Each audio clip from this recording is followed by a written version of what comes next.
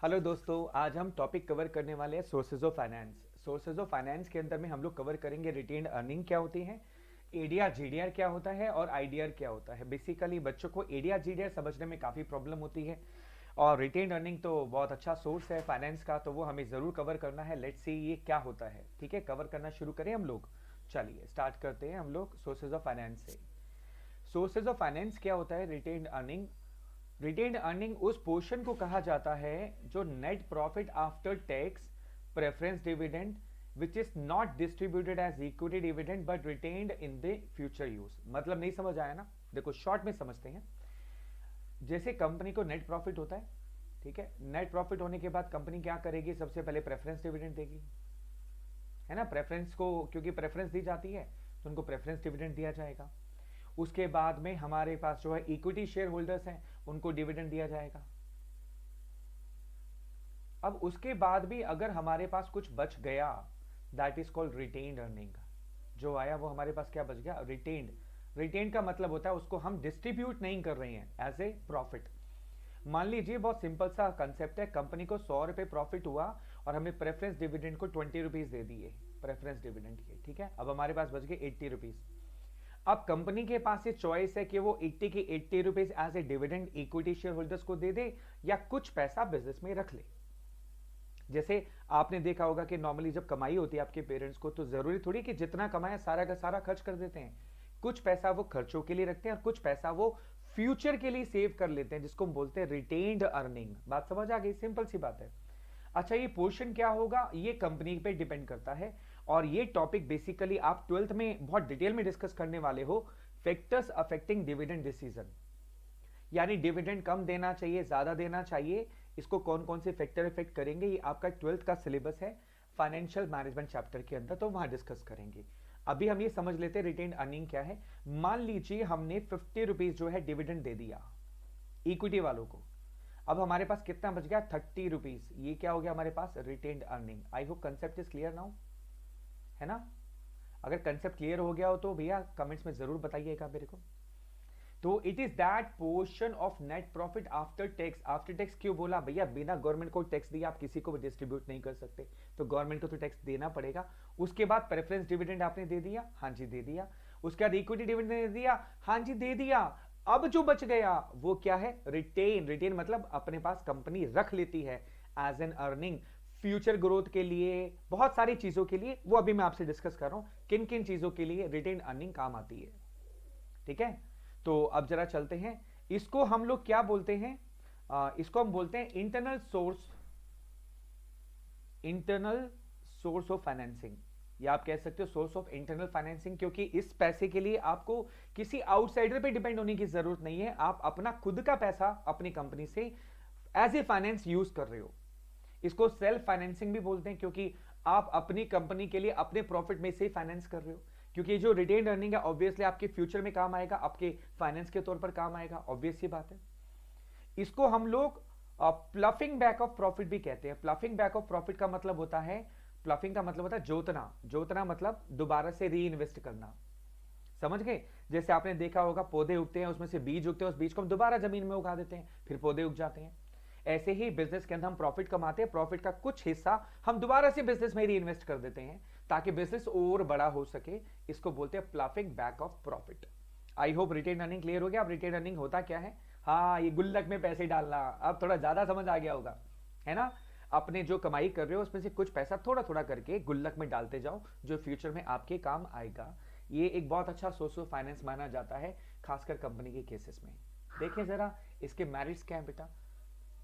पहला मेरिट है permanent source of finance. Permanent source of finance का मतलब ये कि ये पैसा अब आपको किसी को वापस थोड़ी करना है। भाई ये पैसा किसी को वापस थोड़ी करना है आपने। प्रेफरेंस वालों को भी अगर आप शेयर्स इशू करते हो तो एक टाइम बाद उनको पैसा वापस करना पड़ेगा। डिबेंचर्स को अगर आप पैसा रेज करते हो एक टाइम बाद उनको पैसा वापस करना पड़ेगा। लेकिन ये पैसा तो आपका खुद का है, किसको वापस करोगे आप? किसी को नहीं। तो इसको बोलते हैं permanent source of finance. Retained earning सारी permanent source of finance and best source of long term funds.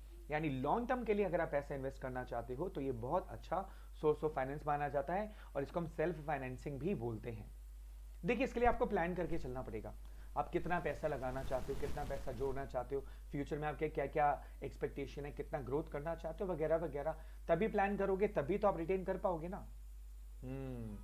No explicit cost of funds, इसका मतलब ये है कि इस पे कोई कॉस्ट नहीं होती है, जैसे ना तो आपको इस पे डिविडेंड देना है, ना आपको इस पे इंटरेस्ट पे करना है। The company is not required to pay any interest और डिविडेंड ऑन दिस सोर्स। क्या बात है भाई, कुछ नहीं देना, अपना पैसा अपने बिजनेस में लगाया। तीसरा, लॉस एब्जॉर्प्शन, तीसरा फायदा। Business firm faces a financial difficulty to pay its financial commitments, है ना भैया, हट जाओ बीच में से। Business firm faces a financial difficulty to pay its financial commitments. In such situation retained earnings are used to bear unexpected losses. कई बार ऐसा होता है फ्यूचर में हमारे पास प्रॉफिट नहीं होता और हमें कुछ फिक्स कमिटमेंट्स होती हैं, खर्चे होते हैं जो हमें पे करने होते हैं, तो उसको जो है हम यहाँ से भरपाई कर सकते हैं। कई बार हमें लॉस हो जाता है तो खर्चे को पूरा करना बहुत मुश्किल हो जाता है। ऐसे केस में ये रिटेन अर्निंग बहुत काम आती है। फैमिली में भी ऐसा होता है, हम बहुत सारे पैसे डब्बों में छुपा के रखते हैं, यूजुअली मदर फादर कहीं ना कहीं सेविंग रखते हैं ताकि इमरजेंसी में वो पैसा यूज किया जा सके। फिर आता है growth and expansion of business. अगर मान लीजिए आप अच्छे रिटेन अर्निंग कर रहे हैं तो फ्यूचर में आप काफी ज्यादा ग्रोथ कर सकते हैं, है ना, क्योंकि आप वही पैसा री इन्वेस्ट कर रहे हैं रिटेन प्रॉफिट को, तो ऑब्वियसली फ्यूचर में ग्रोथ करना काफी आसान है। इसकी कोई कॉस्ट नहीं है, इस पैसे को आपको वापस नहीं करना है, तो ऑब्वियसली फ्री का पैसा, अपना पैसा अपने बिजनेस में लगा रहे हो, और अर्निंग करोगे, फिर और कमाओगे, और बचाओगे, फिर और लगाओगे। क्या बात है। तो भैया प्लान करके चलना है सारी चीजें, तभी रिटेन कर पाओगे। पता है वॉरेन बफेट बहुत अच्छी बात बोलते हैं, सबसे पहले सेव करो फिर खर्च करो। मजा आता है खर्च करने में।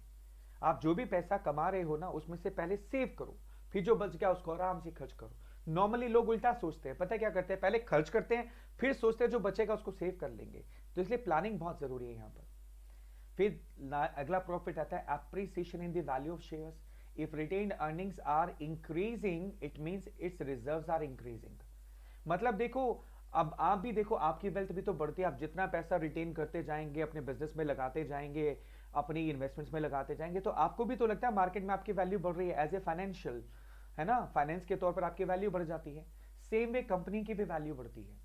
कंपनी के पास जितने रिटेन अर्निंग्स होंगे यानी उतना उसका बैकग्राउंड, फाइनेंशियल बैकग्राउंड मजबूत है ना, तो इससे शेयर्स की वैल्यू भी मार्केट में बढ़ती है। भाई शेयर होल्डर को सब पता होता है, भाई आपने 80 रुपए कमाए, जो हमने एग्जांपल लिया था, 50 रुपए आपने डिविडेंड बांट दिया और 30 रुपए आपने रिटेन कर लिए, तो शेयर होल्डर को मालूम है ना कि 30 रुपए कंपनी के पास हैं जो फ्यूचर में उसके पास आएंगे। हाँ, तो इससे वैल्यू ऑफ शेयर्स भी बढ़ती है, क्योंकि शेयर होल्डर को पता है यार कंपनी जो है बहुत सारा पैसा री इन्वेस्ट कर रही है फ्यूचर के लिए, तो शेयर्स की वैल्यू मार्केट में बढ़ जाती है। ये 30 रुपए मत समझना, 30,000 भी समझ सकते हो, 30 लाख, 30 करोड़ भी समझ सकते हो। एग्जाम्पल के लिए मैंने सिर्फ 100 रुपए लिया है ना। तो भैया अब आपको गोल्डन वर्ड दे दें इसका, सारी रिटेन अर्निंग को लर्न करने का गोल्डन वर्ड। ये गोल्डन वर्ड कैसा लगा जरूर आप मुझे कमेंट्स बॉक्स में बताएंगे, राइट।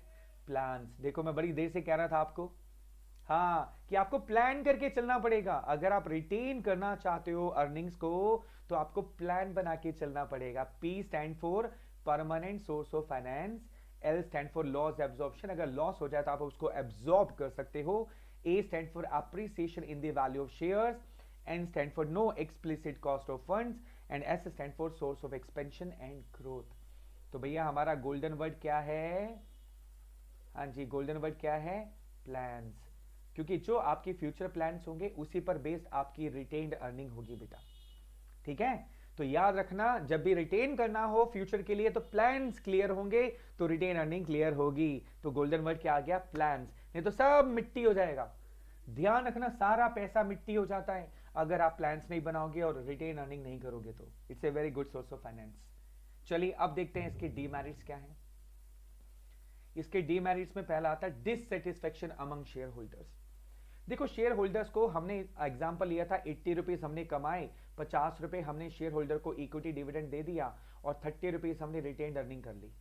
अब शेयर होल्डर चाहता है ये पैसा भी उसको मिल जाए अभी हाथ के हाथ। भाई जब पेरेंट्स अच्छा पैसा कमा रहे हो ना तो बच्चों की मुंह में पानी आ जाता है कि नहीं हमें अभी बाइक दिलाओ, हमें अभी गाड़ी दिलाओ, हमें अभी मोबाइल दिलाओ, आईफोन दिलाओ। पेरेंट्स कहते हैं नहीं बेटा ये पैसा हम जोड़ रहे हैं तुम्हारे फ्यूचर के लिए, रिटेन करने दो, फ्यूचर में तुम्हारी पढ़ाई के काम आएगा, तुम्हारे बिजनेस के काम आएगा, तुम्हारी शादी के काम आएगा। लेकिन बच्चे की एक्सपेक्टेशन क्या होती है, नहीं हमें अभी मिल जाए पैसा, इतना कमा किसके लिए रहे हो। तो सेम शेयर होल्डर्स का भी होता है, वो भी चाहते हैं जितना पैसा कंपनी ने कमाया हमें अभी के अभी दे दो। तो और अगर नहीं दिया जाता है तो डिससेटिस्फैक्शन आता है, dissatisfaction among share holders. If the company is retaining funds by paying lesser amount of dividend to shareholders, they may not be happy. वो खुश नहीं होते हैं। हाँ, ऐसे ऐसा चेहरा आ जाता है सैड वाला, हमें कुछ नहीं मिला। दूसरा अनसर्टेन सोर्स, अगर मैं इसको as a source of finance मानूं तो बेटा ये अनसर्टेन है, क्योंकि प्रॉफिट होगा तो आप रिटेन करोगे। तो इसको मैं क्या as a source of finance मान सकता हूं बढ़िया वाला? नहीं मान सकता ना। मान लो मुझे बिजनेस में पैसा लगाना है, तो मैं ये सोच के चल सकता हूं कि फ्यूचर में प्रॉफिट होगा, उसमें कुछ पैसा कमाऊंगा, बिजनेस में लगाऊंगा। वो तो टोटली डिपेंड करेगा कि फ्यूचर में प्रॉफिट होगा कि नहीं होगा। प्रॉफिट होगा तभी हम उसमें से कुछ रिटेन कर पाएंगे, तभी हम री इन्वेस्ट कर पाएंगे। तो ये सोर्स ऑफ फाइनेंस जो होता है ये अनसर्टेन होता है बेटा। क्या होता है? अनसर्टेन।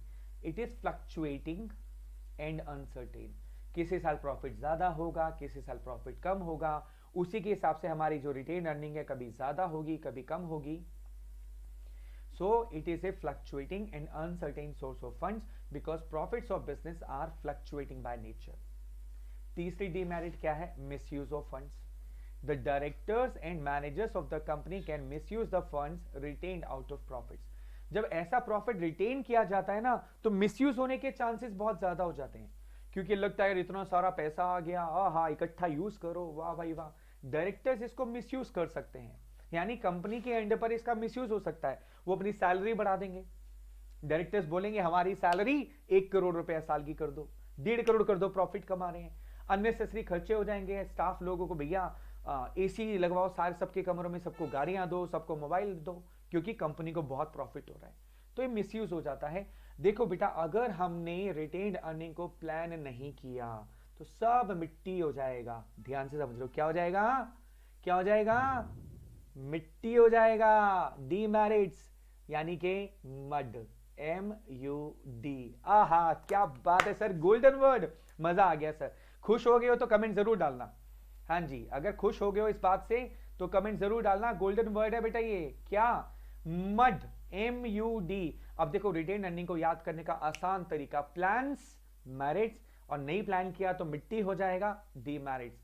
तो M stand for misuse of funds, U stand for uncertain sources, dissatisfaction among share holders. ये होगी हमारी 3 डीमेरिट्स किसकी? रिटेन अर्निंग की। वाओ, कंसेप्ट क्लियर, दिमाग में बैठ गया?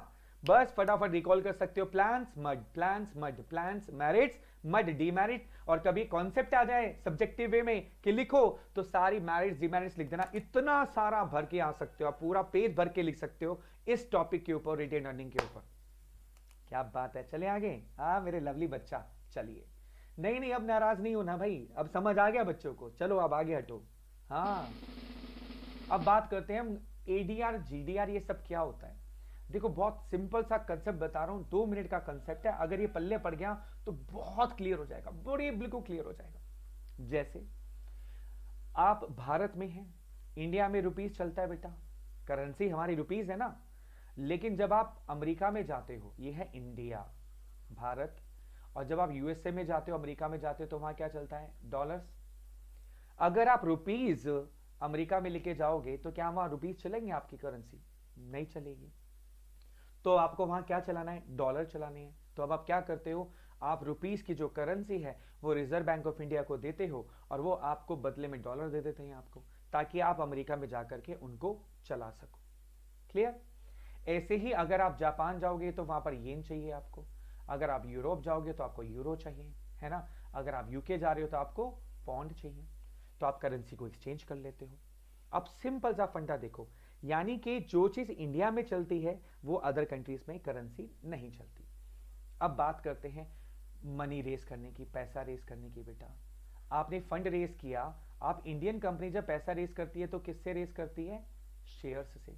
लेकिन क्या वही शेयर्स अमेरिका में चल जाएंगे? मुद्दे की बात पर आते हैं।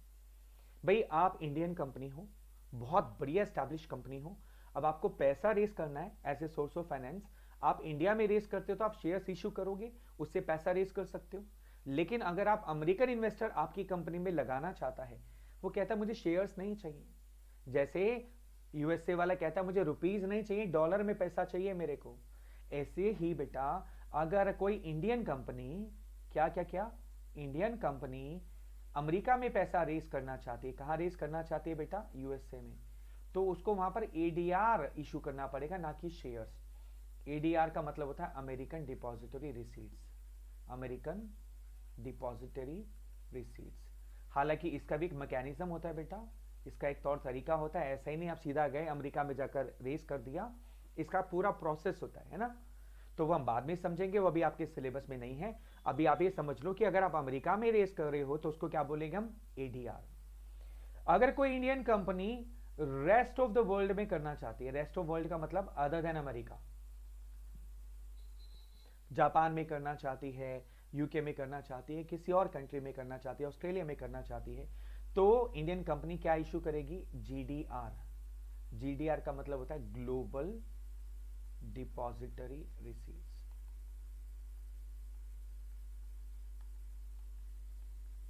Global depository receipts. क्लियर हो गया, क्लियर हो गया। यानी कि कोई भी इंडियन कंपनी अगर अमेरिकन इन्वेस्टर से पैसा लगवाना चाहती है तो उसको क्या इशू करना पड़ेगा, एडीआर। और रेस्ट ऑफ द वर्ल्ड में पैसा रेस कराना चाहती है, यानी मान लो जर्मनी जापान से इन्वेस्टमेंट करवाना चाहती है अपनी कंपनी में, तो इंडियन कंपनी को क्या इशू करना पड़ेगा, जीडीआर, ग्लोबल डिपॉजिटरी रिसीट्स। फंडा क्लियर, बिल्कुल क्लियर। क्योंकि जब डेफिनेशन आएगी ना आप कंफ्यूज हो जाओगे, पहले कंसेप्ट क्लियर कर लो। कंसेप्ट क्लियर हो गया एडीआर जीडीआर का, करेक्ट। अब एक बात बताओ मेरे को कि अगर इंडियन कंपनी पैसा रेस कर सकती है तो बाहर की कंपनी भी तो इंडिया में पैसा रेस कर सकती है। भाई कोई जापान की कंपनी है, वहां येन चलता है, वो इंडिया में पैसा रेस करना चाहती है, तो तो इंडिया में हम उसको क्या, वो कंपनी क्या इशू करेगी, इंडियन डिपॉजिटरी रिसीट्स, आईडीआर। उल्टा हो गया ना। तो ये है कि जब कोई भी कंपनी पैसा रेस करना चाहती है आउट ऑफ द कंट्री से, मतलब अपनी कंट्री की बाउंड्री से बाहर पैसा रेस करना चाहती है, तो एडीआर जीडीआर आईडीआर का कॉन्सेप्ट आता है। क्लियर। अभी हम इंडियन कंपनी के बारे में बात कर रहे हैं अपनी कंट्री के, तो हम इस कंटेक्स्ट में दो चीजें इशू करेंगे। अगर हम अमेरिका से पैसा रेस करना चाहते हैं इंडियन कंपनी, तो वो इशू करेगी एडीआर, और रेस्ट ऑफ द वर्ल्ड में पैसा रेस करना चाहती है तो क्या रेस करेगी, क्या इशू करेगी, GDR, global depository receipts. Clear. चलो अब डेफिनेशन नोट कर लेते हैं, क्योंकि एग्जाम में तो लिखना है ना। कंसेप्ट क्लियर, तो बहुत जल्दी समझ आ जाएगा। चलिए देखिए, इट इज एन इंस्ट्रूमेंट। देखो ये इंस्ट्रूमेंट कहलाता है, सोर्स ऑफ फाइनेंस का इंस्ट्रूमेंट है, तो we call it as an instrument. It is an instrument issued abroad, abroad का मतलब out of the country, by an Indian company, India company, to raise funds in some foreign currency. अगर आप foreign currency में पैसा raise करना चाहते हो तो आप क्या इशू करोगे, GDR, global depository receipts, and is listed and traded on foreign stock exchange.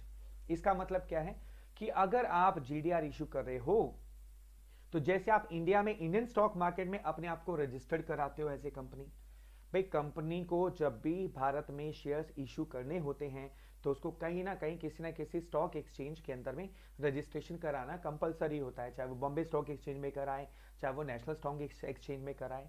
इसी तरह से जब कोई इंडियन कंपनी इंडिया से बाहर पैसा रेस करती है तो उसको उस कंट्री के स्टॉक एक्सचेंज में रजिस्टर्ड कराना कंपलसरी होता है। ऑब्वियस सी बात है, नहीं तो कंट्रोल कैसे होगा, है ना। तो इंडियन कंपनी अगर जापान में पैसा रेस कर रही है तो उसको जापान के स्टॉक एक्सचेंज में अपने आप को लिस्ट करवाना पड़ेगा, रजिस्ट्रेशन करवाना पड़ेगा। ठीक है। सबसे इंपॉर्टेंट बात क्या है यहां पर, it do not carry any voting right. वो ये बड़ी इंपॉर्टेंट बात है, ये बहुत इंपॉर्टेंट बात है कि एडीआर जीडीआर के केस में वोटिंग राइट नहीं होता, इनको सिर्फ डिविडेंड मिलता है या कैपिटल एप्रिसिएशन मिलता है। कैपिटल एप्रिसिएशन का मतलब ये है उनके जो एरिया जीडीआर की वैल्यू बढ़ती रहती है मार्केट के हिसाब से, उसका फायदा मिलता है। जैसे शेयर्स नहीं होते हैं बेटा, भाई शेयर्स आपने खरीदा, आपने शेयर्स खरीदा 100 रुपए का, अब उसकी मार्केट वैल्यू होगी मान लो 180 रुपीज, तो 80 रुपीज क्या है आपका कैपिटल एप्रिसिएशन, यानी कि उसकी वैल्यू बढ़ना। ऐसे ही एडीआर या जीडीआर मान लीजिए इशू किया आपने, मान लीजिए 30 येन्स का, अब उसकी वैल्यू जो हो गई है वो हो गई 45 येन, मार्केट वैल्यू। तो 15 रुपीज क्या हो गया, कैपिटल एप्रिसिएशन। ठीक है, तो दो ही चीजें मिलती है जीडीआर के केस में, एक डिविडेंड मिलता है और दूसरा क्या मिलता है बेटा, हाँ जी, डिविडेंड मिलता है और दूसरा क्या मिलता है, कैपिटल एप्रिसिएशन, वोटिंग राइट नहीं मिलता। चलिए, Indian companies like Infosys, Reliance, Wipro, ICICI raise their money through GDR. यानी ये वो कुछ कंपनी है जिन्होंने फॉरेन से पैसा रेज किया है जीडीआर को यूज करके। क्या बात है यार, गुड एग्जांपल ना। चले आगे, चलिए अब आता है एडीआर, हम डिस्कस कर चुके हैं। Depository receipt issued by company in the USA are known as American depository receipts. मैंने कहा था अगर यूएसए में आप पैसे रेज कर रहे हैं, it will be called American depository receipts. ADRs are bought and sold in American market like other stocks. It is similar to GDR except that it can be traded only on a stock exchange of USA. केवल USA के stock exchange में इसको deal कर सकते हैं और इसको हम बोलते हैं एडीआर। कंसेप्ट क्लियर है ना, सिर्फ अमेरिका में होता है ये, राइट जी। अब आते हैं हम नेक्स्ट पर, आईडीआर क्या होता है। IDRs are like GDRs or ADRs except that issuer of it is a foreign company raising from for Indian market। यानी कोई भी फॉरेन कंपनी अगर इंडिया से पैसा रेज कर रही है तो उसको हम बोलते हैं इंडियन डिपॉजिटरी रिसीट्स। यानी वो कंपनी हमारे जो इंडियंस हैं उनको क्या इशू करेगी, Indian depository receipts. Got it, clear बेटा।